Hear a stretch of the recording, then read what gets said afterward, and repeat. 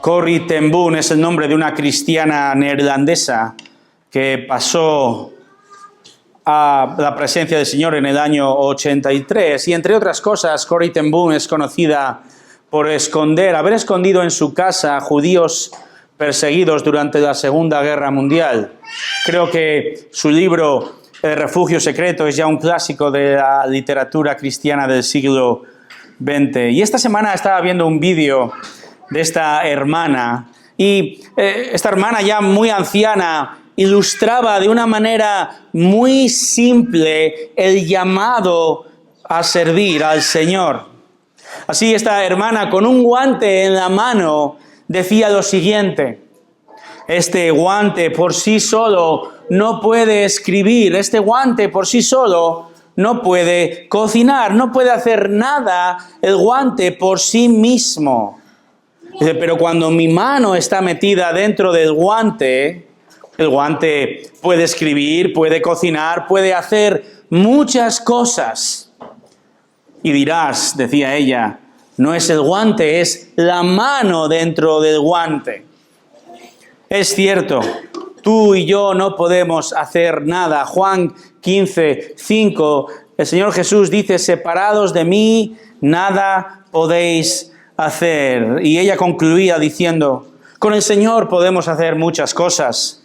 La cantidad de cosas que podemos hacer cuando estamos llenos del Espíritu Santo es enorme. Sí, tú, decía ella, tú puedes ser un guante que sirve al Señor. A veces las ilustraciones más simples pueden contener grandes verdades, ¿no es así?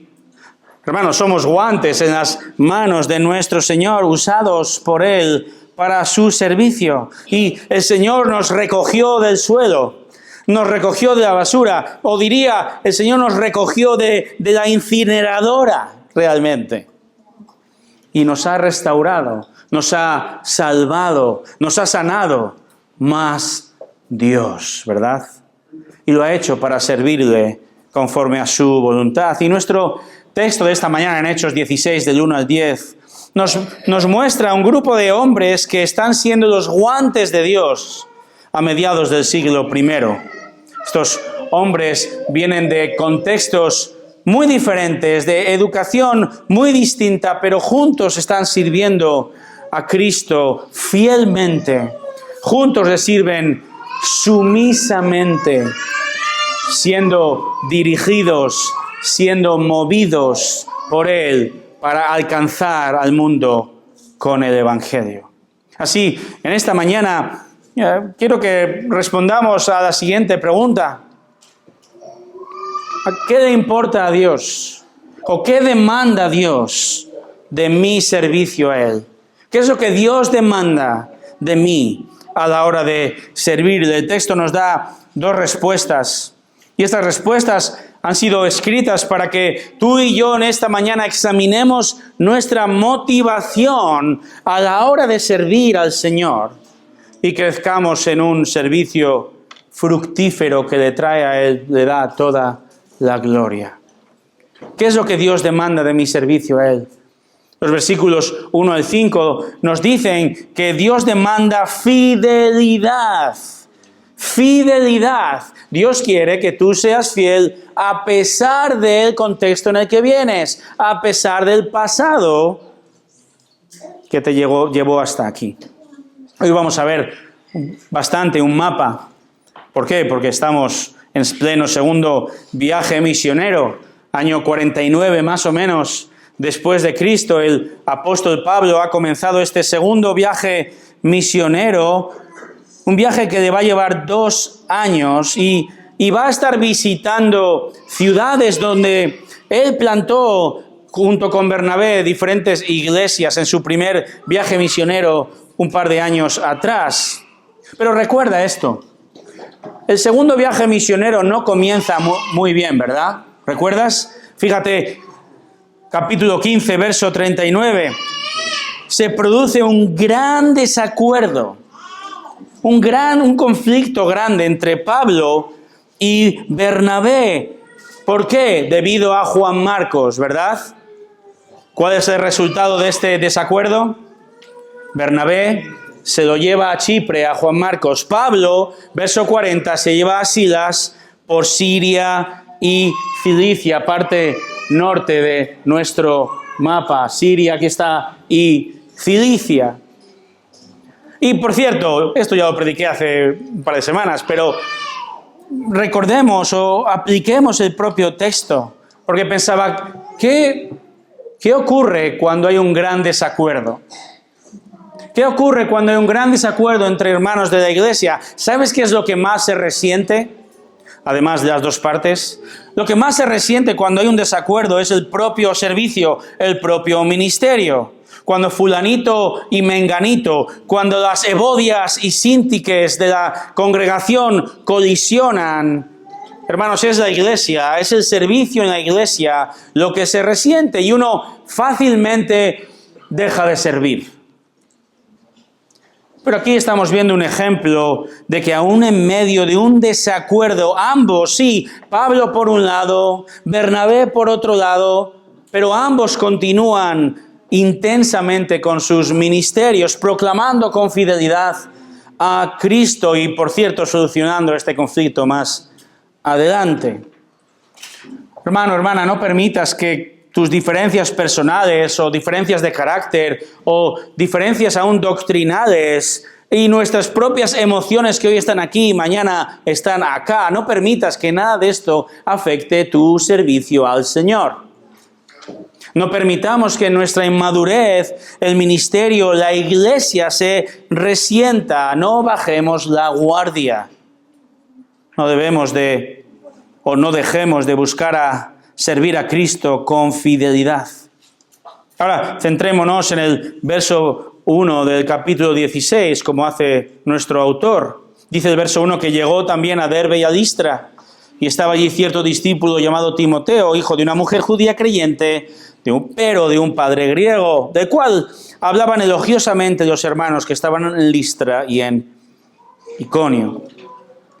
Notad esto, hermanos, porque estas dos ciudades, por ellas Pablo había pasado un par de años atrás, según el capítulo 14, verso 6, él estaba huyendo de la persecución en estos lugares y ahora vuelve a estos lugares. Es un segundo viaje misionero. Y es increíble, por cierto, incluso huyendo, Pablo en su primer viaje misionero había huido proclamando el evangelio en estas ciudades y ahora, 2 años o 3 años después, pasa de nuevo por aquí viendo el fruto espiritual.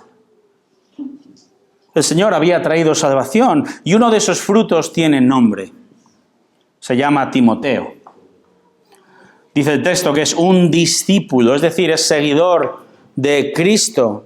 Uno, dice el verso 2, que los hermanos de la zona hablan elogiosamente, hablan con gran aprobación de este joven. Timoteo tiene un gran testimonio. Estamos hablando, hermanos, de un joven, muy joven.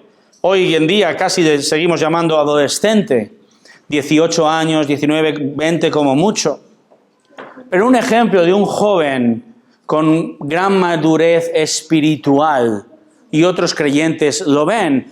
Otros creyentes no tienen en poco su juventud, ¿verdad? Es un gran ejemplo. Porque, ¿sabes qué? Ya me están empezando a salir canas. Y ya empiezo a hacer lo que yo vi cuando yo era adolescente y joven. Que es criticar a los jóvenes, ¿verdad? Incluso a los de la iglesia. Oh, la juventud de hoy en día, decimos, como Scrooge, ¿verdad? Qué inconscientes, qué inmaduros, qué irresponsables que sois, jóvenes. Mira cómo visten. Llevan los pantalones por aquí, andando por la calle. Qué vergüenza, vaya pelos que llevan. No tienen interés en las cosas del Señor. Algunos bien lo merecen, yo merecía todo eso en mi juventud. Tengo que decirle, yo no iba con los pantalones abajo, yo iba, como dice mi esposa, yo iba en pijama por la calle. Pero hermanos, ¿qué si en lugar de criticarlos, de juzgarlos, los discipulásemos? Así, hermanos, en la iglesia animamos a que vosotros, padres, tomemos las riendas del discipulado en casa. Hemos de criarlos en la disciplina e instrucción del Señor. Es vuestra responsabilidad como padres hacer esto. Ahora, con todo, como iglesia, queremos serviros en la medida de nuestras posibilidades y queremos ponernos al lado y ayudaros en esta tarea tan importante. Es por eso que al menos una vez al mes los adolescentes y los jóvenes se reúnen a estudiar la palabra en un ambiente distendido.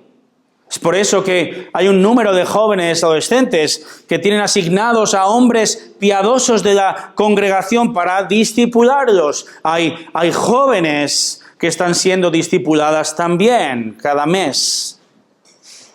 ¿Por qué? Porque hemos de invertir en ellos, ¿no es así?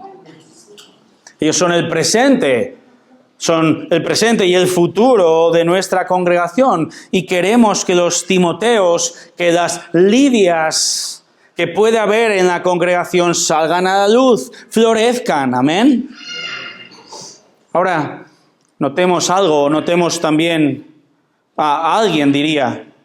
Quiero que notemos a los personajes de esta narrativa.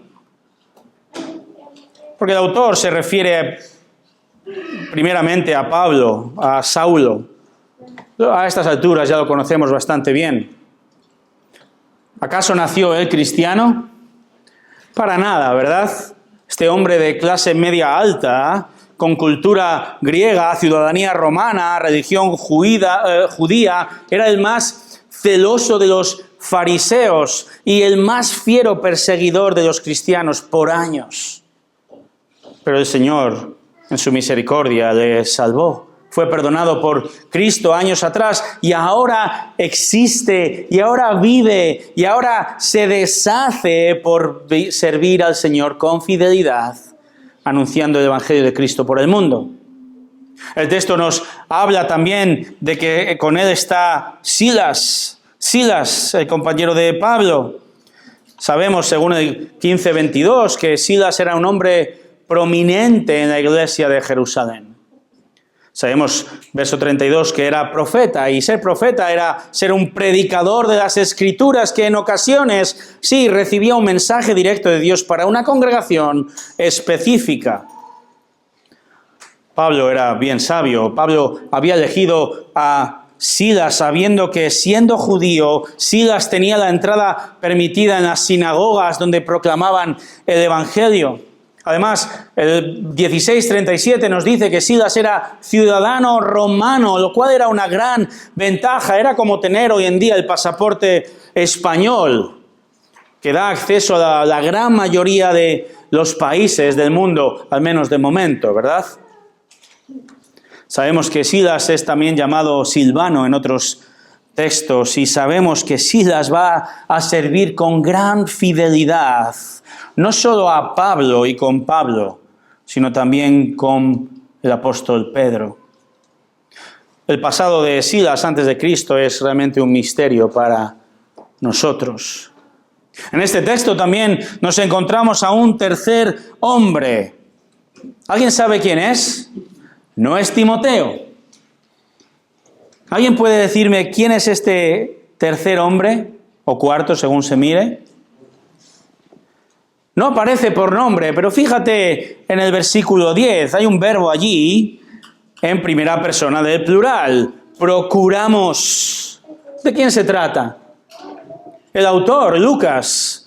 El autor Lucas se va a unir a la expedición misionera en la costa, en Troas, y comienza a relatar partes del viaje en plural cuando se une. ¿Qué sabemos de Lucas? Sabemos que era gentil, no judío. Es autor del tercer evangelio, autor de Hechos. Hombre muy culto, hombre gran historiador, médico de profesión, otro gran ejemplo de fidelidad en el servicio. De hecho, Pablo, encarcelado, esperando su ejecución en Roma a finales de los años 60, habla diciendo de Lucas, 2 Timoteo 4:11, solo Lucas está conmigo. Y ahora sí, llegamos a Timoteo, de nuevo. Verso 1. El texto dice que era hijo de una mujer judía creyente, pero conjunción adversativa de padre griego. Timoteo es un joven que se va a convertir en un fiel servidor para la causa de Cristo el resto de su vida. Ahora, varias observaciones importantes. Si os fijáis en el texto, su madre es mencionada primero. Probablemente porque ella era creyente y el padre era griego, era gentil y no fue creyente. Y la manera en cómo en el original, en el griego, habla del padre implica que él probablemente ya había fallecido. Recuerda las palabras de Pablo, 2 de Timoteo, capítulo 1, versículo 5. Tengo presente la fe sincera que hay en ti, Timoteo, la cual habitó primero en tu abuela Loida y en tu madre Eunice, y estoy seguro que en ti también. Es decir, la abuela y la madre de Timoteo fueron convertidas probablemente por el ministerio de Pablo en su primer viaje misionero en Listra, Hechos 14. Y ahora es gracias a ellas probablemente que Timoteo es discípulo también de Cristo. Ellas lo criaron. Ellas le inculcaron la fe y en unos pocos años es un joven fiel y maduro. Y esto es maravilloso, hermanos. Y esto tiene que animarte, hermana, a perseverar con tus hijos. Si tienes esposo o si eres una madre soltera, una madre viuda, persevera, inculca la fe a tus hijos. El próximo Timoteo puede estar viviendo en casa. Es maravilloso también porque, hermanos, su madre judía se había casado con un gentil. Piensa en esto, en el contexto. Porque sabemos que el Nuevo Testamento prohíbe que un creyente, que un cristiano se case con un incrédulo. ¿Verdad? Primera de Corintios, capítulo 7, verso 39. La mujer está ligada mientras el marido vive, es decir, unida en matrimonio, pero si el marido muere, está en libertad de casarse con quien desee, solo que en el Señor. Esta es la ley de Cristo, del Nuevo Testamento, sin excepciones. Sin decir, bueno, ¿y si se convierte en el futuro? No, un matrimonio entre un cristiano y un incrédulo es una ofensa, es una desobediencia a la ley de Cristo. Conocemos la enseñanza, pero este principio ya existía en el antiguo pacto. Dios había prometido el matrimonio entre un israelita y un no judío. Había prohibido, Deuteronomio capítulo 7, verso 3, no contraerás matrimonio con ellos. ¿Quiénes son ellos? Los no judíos, los pueblos paganos. No darás tus hijas a tus hijos, ni tomarás sus hijas para tus hijos, porque ellos apartarán a tus hijos de seguirme para servir a otros dioses. Y aunque sabemos que la ley mosaica del Antiguo Testamento ha sido abolida, es muy probable que la madre de Timoteo se hubiera casado por lo menos hacía unos 20 años, probablemente, antes de la muerte de Jesús, es decir, antes del establecimiento del nuevo pacto. Por lo tanto, estaríamos hablando de un matrimonio pecaminoso bajo Deuteronomio 7:3. ¿Me explico? O cuanto menos este matrimonio, según la Mishnah es el conjunto de normas judías rabínicas, un compendio de leyes, y según esta ley judía, ese matrimonio, al menos, si no pecaminoso, que probablemente lo fue, sería ilegal. Ilegal.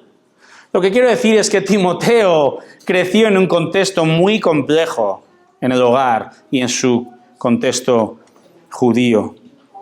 Ahora, según estos textos rabínicos, en el caso de un matrimonio ilegal, la descendencia se determina por la línea materna, lo que significa que Timoteo, aunque era de padre gentil, es considerado judío por la comunidad judía. Y es por eso que Pablo ahora llega al verso 3, lo escoge sabiamente para llevárselo de viaje misionero. ¿Pero qué hace? Fíjate en el verso 3.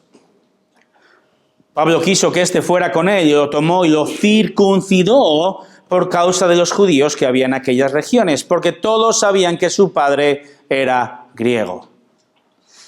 Primero, felicidades, Eunice, a su madre, por permitir que su hijo joven se vaya de misión junto a un hombre que un par de años antes tú misma probablemente habías visto ser apedreado delante de tus ojos en Listra por predicar a Cristo? Valiente decisión. Solo puedo decir, hermanos, que si esto es del Señor y aún con nuestros propios hijos, los enviamos, ¿verdad?, aún en situaciones potencialmente peligrosas y les encomendamos al cuidado del Señor. Algunos piensan que Pablo es gravemente inconsistente al circuncidar a Timoteo. Después de todo, no acaba de ocurrir el Concilio de Jerusalén, capítulo 15, donde la circuncisión y la obediencia a la ley mosaica se consideran ya innecesarias. Bueno, debemos reconocer entonces que el propósito de Pablo al circuncidar a Timoteo no es asegurarle a él la salvación. Timoteo ya es creyente. Pablo aquí tiene un propósito, llamámoslo, estratégico. Los judíos que vivían en la zona sabían que Timoteo es judío, pero lo considerarían un apóstata por no estar circuncidado. Y pensemos en esto, si la estrategia de Pablo es la de ir a las ciudades y entrar en las sinagogas como esta parte de su estrategia evangelística, Pablo necesita un Timoteo aceptable para los judíos. Esta acción concuerda bien con lo que Pablo dice en 1 Corintios 9 acerca de estas decisiones y acciones que facilitan la proclamación del Evangelio. Dice 1 Corintios 9, verso 19, aunque soy libre de todos, me he hecho esclavo para ganar a mayor número. A los judíos me hice como judío para ganar a los judíos. A los que están bajo la ley como bajo la ley, aunque yo no estoy bajo la ley, para ganar a los que están bajo la ley. Es decir, en ningún momento Pablo compromete el mensaje del Evangelio, pero Pablo sí que se adapta a los diferentes contextos donde proclama a Cristo para facilitar que los oyentes lo escuchen. No es lo mismo que yo predique Hechos 16 a una audiencia mayormente de adultos que lo haga en la escuela dominical. ¿Cierto? Este es el principio. No hay nada intrínsecamente malo en la circuncisión. Es un asunto neutral siempre que no se considere erróneamente como esencial para la salvación. Entonces Pablo está actuando con sabiduría en pro del Evangelio. ¿Y qué ocurre entonces? Verso 4 y 5. Y conforme pasaban por las ciudades, entregaban los acuerdos tomados por los apóstoles y los ancianos que estaban en Jerusalén para que los observaran. Así que las iglesias eran confirmadas en la fe y diariamente crecían en número. Pablo, Silas, Timoteo y Lucas en breve visitan las iglesias plantadas en el primer viaje misionero, informan a los hermanos de las iglesias, informan de las decisiones que se habían tomado en el capítulo 15, en el Concilio de Jerusalén. Recordemos estas decisiones sobre cómo los gentiles, los no judíos, tenían que lidiar con ciertos temas sensibles para los cristianos judíos en ese momento. Hacen esto, dice el versículo 5, y como vemos en el mapa, fortalecen 4 iglesias al sur de Galacia: Derbe, Listra, Iconio y Antioquía de Pisidia, lugares por los que ya han pasado anteriormente. Fijémonos, hermanos, Pablo y sus compañeros traen normas para ser observadas, obedecidas. Y dice el texto que al hacerlo, las iglesias son fortalecidas y crecen en número. La implicación, hermanos, es que cuando la iglesia se somete a un liderazgo piadoso puesto por Dios, la iglesia es fortalecida, la iglesia es bendecida. Las decisiones tomadas en Jerusalén fueron por el bien del Evangelio. Enfatizaban que la salvación es por gracia en Cristo y no es por obras. Enfatizaban la importancia de convivir unos con otros a pesar de grandes diferencias de procedencia, incluso diferencias de parecer en asuntos no esenciales. Hermanos, vemos cómo Pablo, Silas, Timoteo sirven a la iglesia con gran fidelidad. Hombres con un pasado y un contexto muy diverso. Un rabino fariseo, antiguo perseguidor de la iglesia, que ha odiado con toda su alma a Cristo. Un profeta judío romano, líder de la iglesia en Jerusalén, con un pasado misterioso. Un joven educado por su abuela y una madre casada pecaminosamente con un griego y un educado, culto médico gentil. 4 hombres con un contexto variado. Pero 4 hombres redimidos, salvados por Cristo y colaborando juntos, codo con codo, un equipo variopinto unido en Cristo. Hombres que van a ser tremendamente útiles para la iglesia de Cristo, para la obra en el primer siglo. Hombres que serán fieles a Él toda la vida, como las Escrituras nos informan a lo largo del Nuevo Testamento. Hermano, hermana, a Dios no le importa tu pasado desde el punto de vista de que seas o no irrescatable, imperdonable o inútil para el servicio. En un sentido, no importa lo que tú hayas vivido antes de Cristo, lo que hayas dicho antes de Cristo, no importa. Recuerda que Abraham había sido un adorador de ídolos. Recuerda que Moisés fue un asesino. Recuerda que Rahab era una prostituta. Recuerda que David fue un humilde pastor de ovejas. Recuerda a Ruth, una moabita, paganos y enemigos de Israel. Recuerda que Manasés había ofrecido a sus propios hijos a los ídolos, sacrificado a sus hijos a los ídolos, que practicó la brujería y el espiritismo. Recuerda que Amós cuidaba bueyes y cultivaba higos. Recuerda que Pedro o Juan eran pescadores, o que María Magdalena había sido poseída por 7 demonios. ¿Cuál es tu pasado?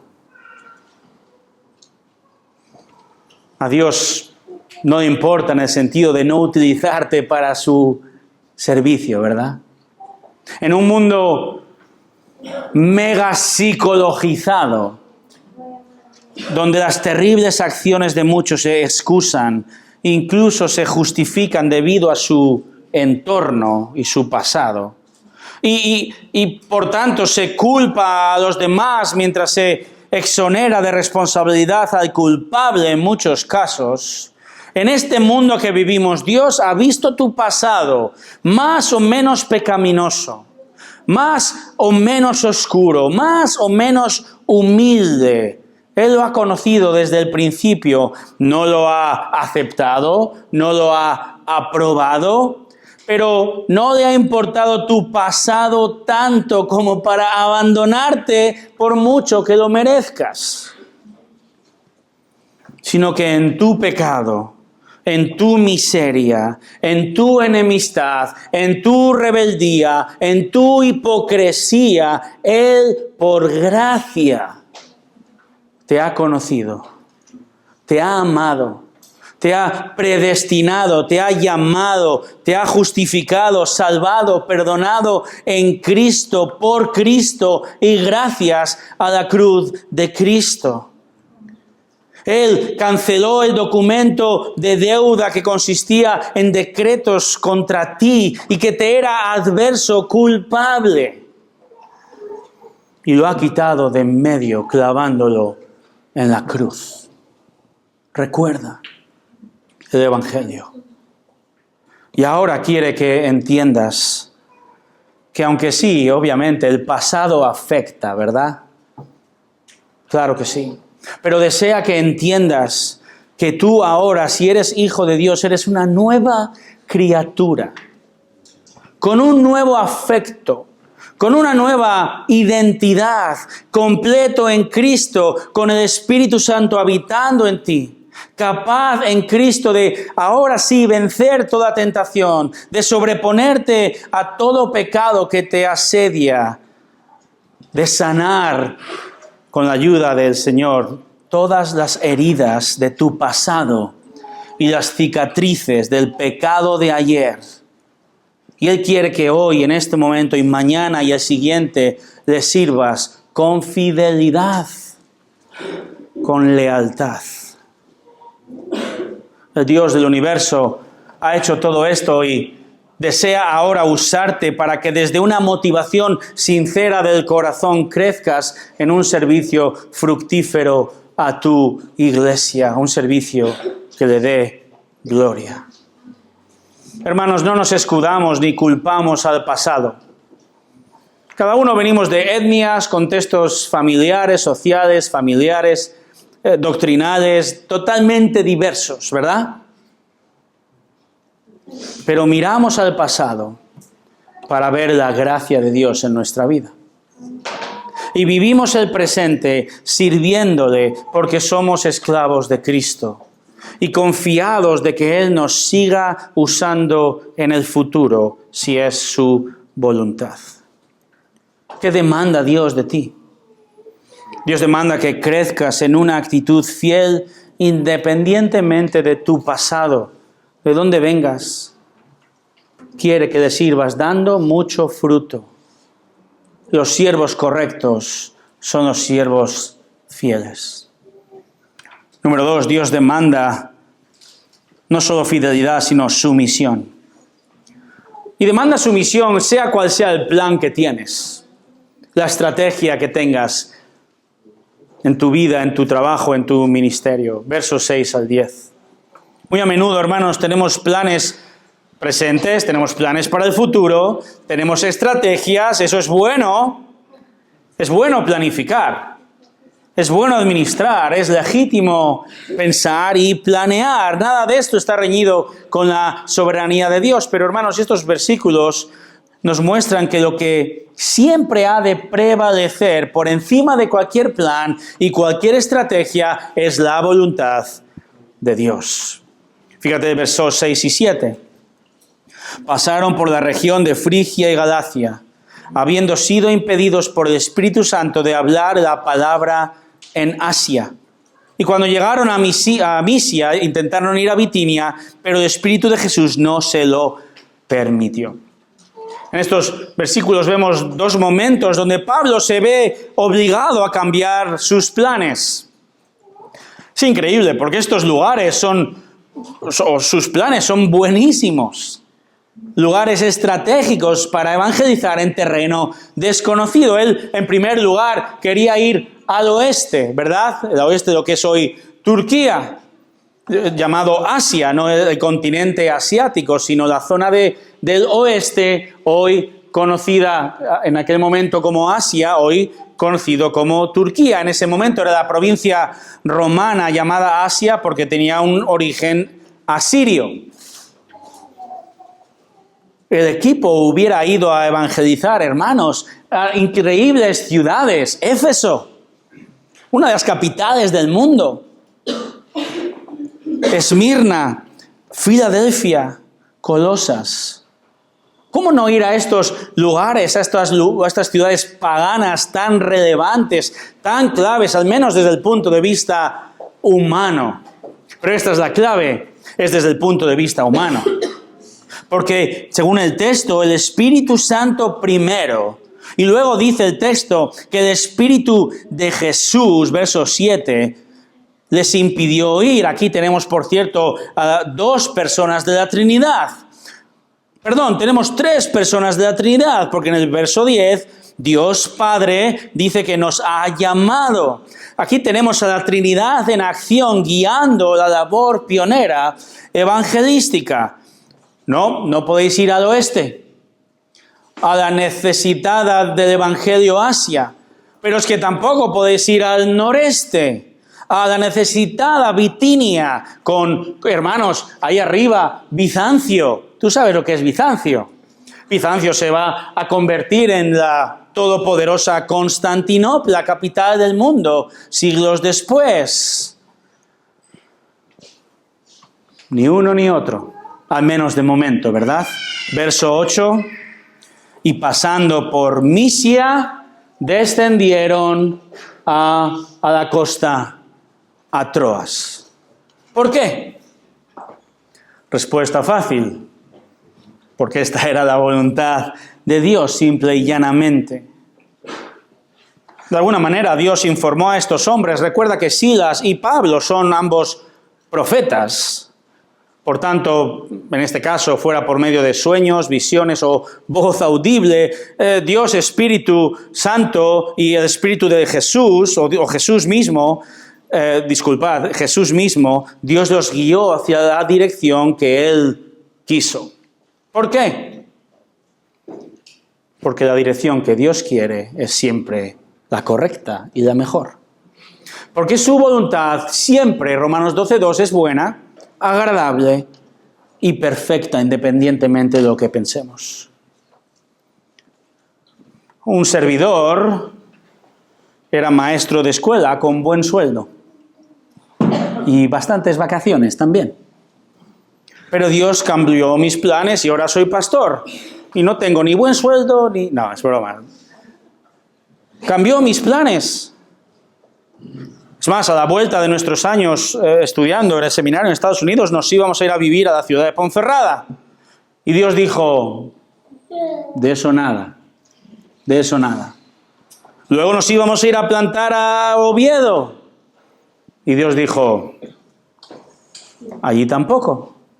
De hecho, nos íbamos finalmente a quedar en la ciudad que me vio nacer y crecer, y donde el Señor me salvó, y donde vive mi familia y mi iglesia, en León. Ya está solucionado. Y el Señor dice, vete de vacaciones a Galicia. Y el resto es historia. ¿Quién me mandaría a venir de vacaciones a Galicia, hermanos? Pero Dios nos dirigió. Y aquí estamos. No sé si tú estás feliz de que yo esté aquí, pero yo sí. Y puedo decir que es la voluntad de Dios porque estamos aquí. Yo no sé si tu plan era originalmente o no estar en Santiago de Compostela, o en este país, o incluso en esta iglesia. No sé qué planes ni qué estrategias tenías, pero sí sé con toda certeza que no estás en el lugar equivocado. No lo estás.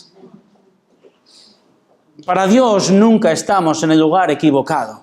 Nunca, jamás. Recuerda estas palabras.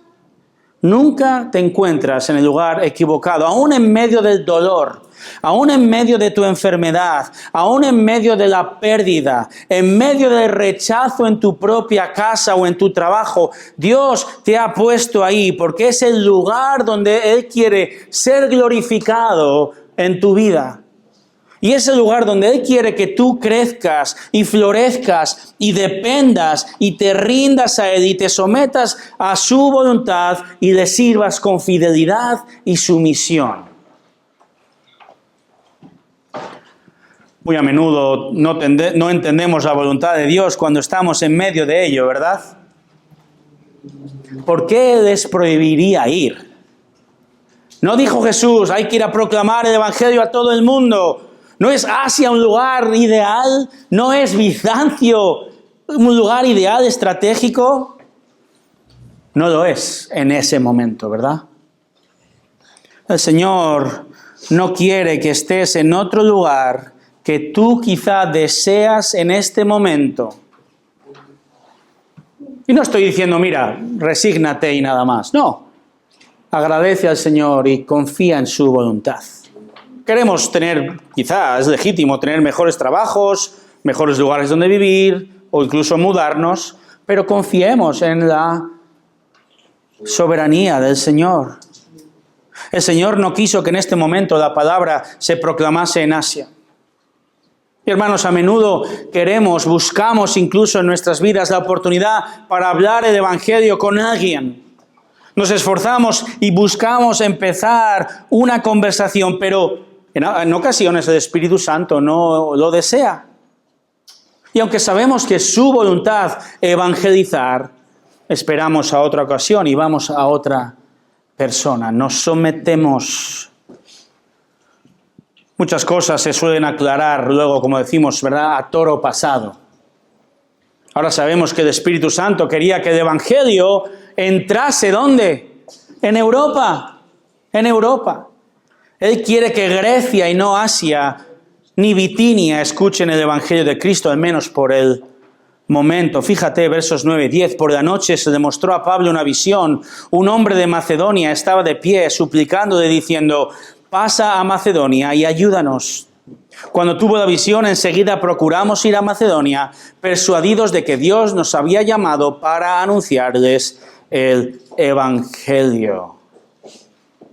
Fíjate, el Señor quiere completar el equipo. Ahora con Lucas procuramos, ¿verdad? Lucas empieza a escribir, se unió a la expedición misionera.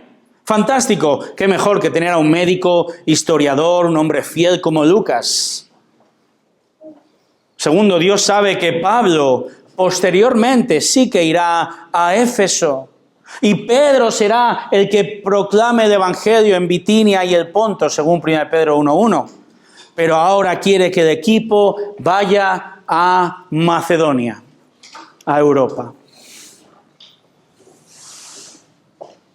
Tercero, ahora sí, versículo 9, sabemos que Pablo tuvo una visión. La visión nos narra que un macedonio pide ayuda. No sabemos si el hombre era real o no, pero el texto nos da a entender que suplica a Pablo: ven, ayúdanos, literalmente, socórrenos. Macedonia necesita a Cristo. Ahora sabemos la razón por la que Dios, quien nunca se equivoca, quiso que estos hermanos fieles y sumisos acaben en Troas. Primero, porque ahí se van a encontrar con Lucas. Segundo, porque esta ciudad costera tenía un buen puerto justo al otro lado del mar Egeo, a 200 kilómetros de Macedonia. Y el Señor tiene pueblo preparado al otro lado. Comenzando, hermanos, si seguimos leyendo, con Lidia y su familia, ¿verdad? En Filipos, pasando por el carcelero y su familia, Tesalónica, Berea, Corinto. Hermanos, es el Señor quien dirige nuestra vida y soberanamente dirige en el tiempo preciso, ni antes ni después. El hombre planea su camino, Proverbios 16:9, pero el Señor dirige mis pasos. Y fijémonos, verso 10. Dice, cuando tuvo la visión, enseguida procuramos. Enseguida procuramos. Esto implica que rápidamente hicieron el esfuerzo por obedecer. Un esfuerzo que deseaban hacer. Deseaban someterse a la voluntad de Dios. Este procuramos es la misma palabra que en Colosenses 3:1. Buscad las cosas de arriba. Procuradlas, tomad la decisión con el deseo de obedecer la voluntad de Cristo. Y hermanos, no solo es un deseo este procurar, es un deseo activo. Es obediencia activa, es obediencia inmediata, como eso que queremos que nuestros hijos hagan, ¿verdad? Obediencia activa, obediencia inmediata, no a la de 3, ¿verdad? Ahí le diste 3 oportunidades para desobedecer. Obediencia inmediata. Dios requiere obediencia inmediata de nosotros. Tenían otros planes, pero estos hombres fieles y sometidos a Dios enseguida procuraron obedecer y Dios bendijo esa obediencia. Hermanos, tan a menudo Dios cambia nuestros planes por completo, ¿verdad? Tan a menudo Él muestra su voluntad de diferentes maneras, incluso de maneras cómicas. Esta semana recibía un email de un creyente. Este creyente quería venir a visitarnos hoy, Dice, estoy en Santiago y me encantaría ir a visitaros el domingo. Cuando me dijo el nombre y de parte de quién me escribía, yo pensé, yo conozco a este hombre. Bueno, resulta que este hombre trabaja para la Fuerza Armada de los Estados Unidos, ingeniero nuclear, destinado en submarinos, fue misionero en China, erudito en hebreo, y tiene un canal de YouTube donde cada día enseña arameo y es capellán militar para la Marina de los Estados Unidos. En otras palabras, estamos hablando de un genio. Y tras un par de días hablando, un día yo creo, finalmente me escribe y me dice, hermano, vas a disculparme. Cometí un error entre Santiago de Compostela y Santiago de Chile.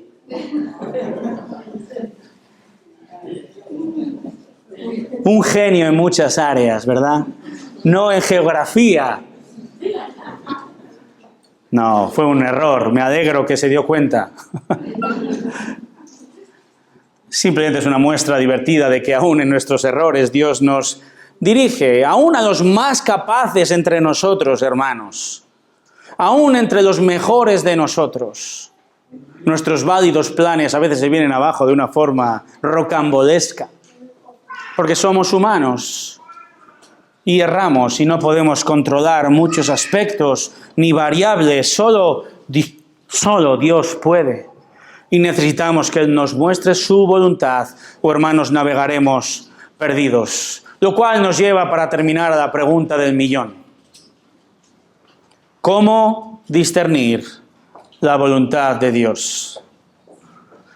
Muy bien, en las próximas 5 horas, hermanos, vamos a estar estudiando este tema. No, brevemente. ¿Cómo discernir la voluntad del Señor? ¿Cómo discernir? ¿Cómo saber si Él me guía a esta o a otra ciudad, a este trabajo o a otro, a esta relación, ¿he de servir en mi iglesia o no? ¿Dónde? Pensaba en el Salmo 143, 10. Enséñame a hacer tu voluntad, porque tú eres mi Dios. Tu buen espíritu me guíe a tierra firme. ¿Cómo puedo ser guiado? Brevemente, dos maneras. Número 1, obedece su palabra revelada. Obedece la palabra revelada de Dios, la Biblia. Hermanos, el tiempo de los sueños, el tiempo de las visiones, el tiempo de la palabra revelada directa de Dios ha terminado. La profecía terminó con Juan. Dios ya no se revela de esta manera. Hermanos, no hay un solo mandato en el Nuevo Testamento que nos llame a esperar la voluntad de Dios por medio de sueños o por medio de visiones. Incluso en la era del Antiguo Testamento, Dios no habló directamente a todo el mundo, sino a unos pocos profetas escogidos en momentos puntuales. Hebreos 1:1 dice que Dios ha hablado en muchas ocasiones, de muchas maneras, por medio de los profetas, y que ya nos ha dado el mensaje perfecto en forma de su Hijo, verso 2, mensaje que tenemos escrito en las palabras del Nuevo Testamento. Ya no se revela por sueños, ni visiones, ni nueva profecía. Hermanos, también hemos de tener cuidado con estos pensamientos subjetivos que a menudo tenemos. A veces los disfrazamos de espiritualidad. Estaba orando y me vino un pensamiento y Dios me habló. Y me habló porque estaba orando. Y no, hermanos, la oración es tú hablar con Dios, no que Dios te hable a ti. Dios ha hablado desde la palabra. ¿Qué tal tengo paz? O no tengo paz con este asunto. Bueno, hermanos, Dios nos ha dado indudablemente una conciencia, pero esta conciencia ha de ser informada, moldeada por la palabra de Dios. Y de la misma manera no hay ningún texto que diga, guíate por paz o falta de ella. Basar tus decisiones por tener o tener paz es un gran error. Aún el texto de Filipenses 4:6 que nuestro hermano acaba de predicar, la paz de Dios guardará vuestros corazones y mentes. Esa es una paz de saber que Dios está con nosotros en medio de nuestros afanes y ansiedades. Dios ya nos dio su voluntad revelada, su palabra revelada, que interpretada correctamente con la ayuda del Espíritu Santo nos da todo lo necesario para saber cómo guiarnos, navegar por la vida en todo tema relacionado con la vida y la piedad, 2 de Pedro 1:3. Hermanos, la palabra de Dios interpretada correctamente es infalible. Nadie puede decir, Dios me dice que en su palabra que defraude Hacienda. No, nunca te lo va a decir. Tengo paz con esto, me da igual. Dios me ha dicho que viva ilegal en tal o cual país, o que no vaya a la iglesia, o que no sirva en mi iglesia. No. El Espíritu Santo nunca te va a llamar a hacer nada en contra de su voluntad, ni que sea pecaminoso. Simplemente comienza haciendo un estudio con la concordancia de la palabra voluntad. Tienes 81 palabras en el Nuevo Testamento. Voluntad. Y saber cómo quiere Dios que te sometas. Por ejemplo, es su voluntad que evangelices. Mateo 28. Es su voluntad que te apartes de toda inmoralidad sexual. 1 Tesalonicenses 4:3. Es su voluntad que confieses tu pecado. 1 Juan 1:9. Que des gracias en todo. 1 Tesalonicenses 5:18. Es su voluntad que hagas buenas obras. Hebreos 13:21. O que sirvas en tu iglesia con los dones que Él te ha dado. 1 de Pedro 4:10. Hermanos, Dios ya ha revelado su voluntad. Tienes que ahora obedecerla. Asegúrate primero de que estás ya obedeciendo su voluntad revelada de manera explícita, para entonces, número 2, ejercita el sentido común. Obedece la palabra revelada, ejercita el sentido común. Porque hay muchas ocasiones donde la palabra no informa de manera específica qué hacer. La palabra no te dice qué tienes que estudiar, qué comer hoy. La palabra no te dice a qué taller tienes que llevar tu automóvil, ¿verdad? Ni dónde vivir. Ejercita el sentido común. Ahora, ese sentido común, que bien se suele decir que es el menos común de los sentidos, ha de ser informado de nuevo por la palabra de Dios. Es decir, haz planes, pero recuerda que tu mente debe estar saturada de la palabra. Efesios 5:18, ser llenos del Espíritu Santo. Entonces lee la palabra. Busca consejo en hombres y mujeres piadosos. Busca el consejo de tus padres, si eres menor, por supuesto. Busca el consejo de tus ancianos, pastores. Yo sabía que nunca me mudaría a Santiago de Compostela si mis pastores no hubieran estado de acuerdo. ¿Qué dicen las personas más influyentes en tu vida, piadosas, acerca de tal o cual decisión? No te vamos a decir que tienes que comer hoy, pero sí aspectos importantes.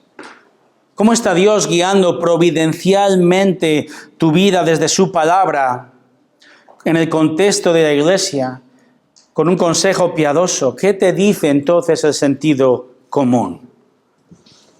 Me encanta una cita de el pastor fallecido John MacArthur. Lo resume fantásticamente. Fíjate lo que dice. Si eres salvo, lleno del Espíritu, santificado, sumiso e incluso estás dispuesto a sufrir por Él, ¿sabes cuál es la voluntad de Dios para ti? Lo que quieras.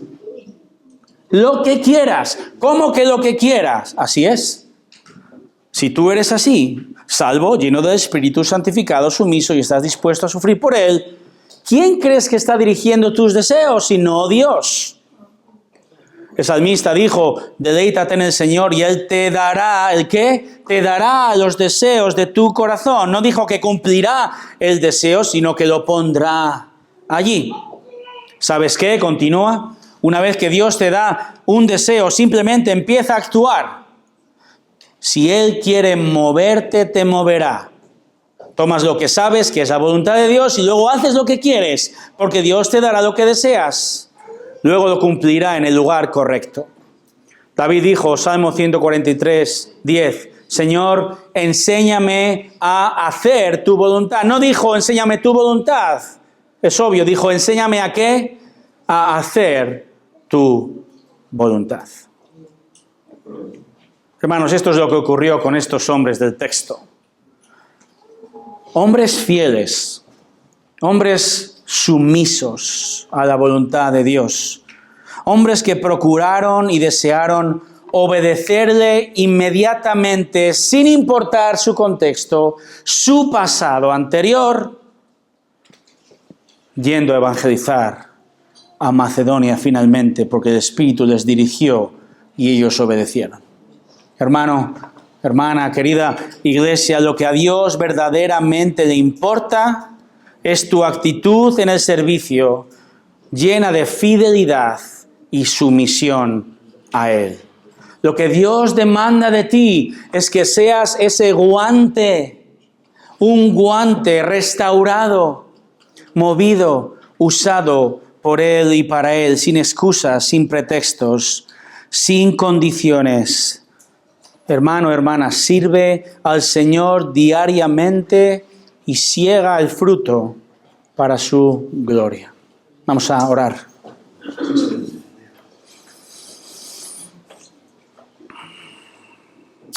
Señor, gracias por habernos rescatado. Vuelve a mi mente la canción que hemos cantado anteriormente.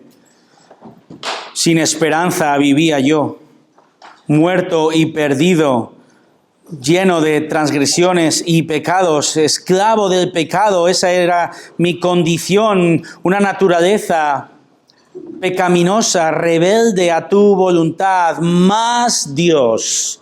Efesios 2, pero Dios, rico en misericordia, por el gran amor con el que nos amó. Oh Señor, tú nos rescataste y lo has hecho para que ahora no solo tengamos la esperanza de la gloria eterna contigo, pero para que mientras tanto te sirvamos con fidelidad. No nos escudemos en el pasado, yo es que soy así. No, tú nos has llamado a ser más y más como Cristo. Nos has dado tu Espíritu Santo en su poder, escudriñando las Escrituras. Tú quieres que seamos siervos que dan fruto para tu gloria, sea donde nos has puesto, sea cual haya sido nuestro pasado. Ayúdanos, Señor, a servirte con fidelidad, sometidos constantemente a la dirección de tu Espíritu Santo desde tu palabra. Oh Señor, ayúdanos, queremos dar fruto para tu gloria. Señor, queremos ser hombres y mujeres santos que hacen la obra del ministerio que tú nos has encomendado en esta iglesia. Lo hacemos para tu gloria. Amén.